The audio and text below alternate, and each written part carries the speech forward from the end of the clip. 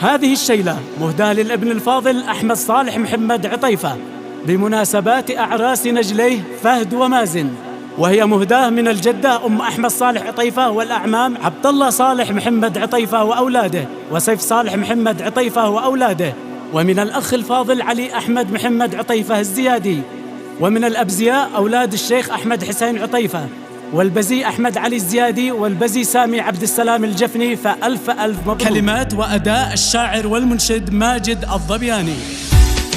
على طار الفرح يا طيري يا خبرتي وصيتك تنفذ لي وصية خطها بالحبر الأحمر من أعماق الحروف الأبجدية.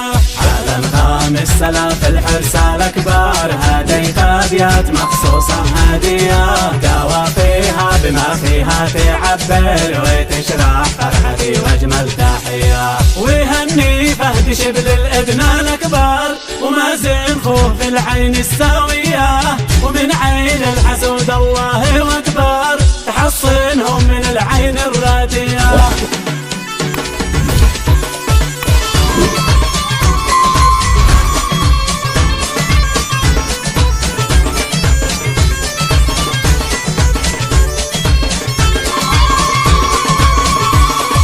ويسر يا طير وعبر جوي أوبار ويصور زفة الغالي شوية ويقرد في عرسهم لحن وشعار ويخذ باسمي لهم شيلة هادية.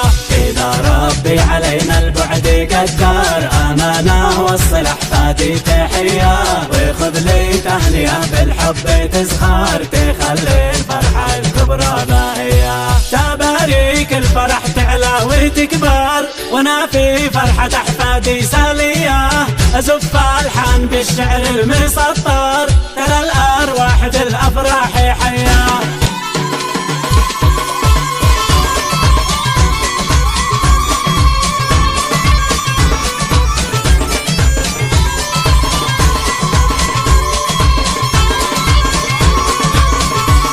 وخذ يا طير باسم العم الأكبر وباسم العم سيف وصل تحية وخذ باسم الزيادي وابنه أحمد تهاني عطرها العود النادية ومن أحمد حسين الطايع البار ومن أولاده الناس الوافية تهانيهم لها في القلب مقدار تصل بوفاة مخصوصة حالية. ومن سامي البزي خلف وعطار ورسال برقية بيضاء نادية ومن عين الحسود الله أكبر تكفيهم عيون أهل الآذية. لكم أحمد علي الزيادي يختار ويرسل برقية بيضاء ناقية مع باقات فيها أجمل أزهار تهاني خصها من صدق نية. وأنا والله إن القلب مضطر على الفرقة في الدنيا الدانية ولو تسمح ظروف الوقت لحظر صادق ما انقال كل غصبة دالية. دعيت الله يعدي المزن ممطر يديم أفراح ذي خالي عليا ويكفيهم أذى حاسد ويقل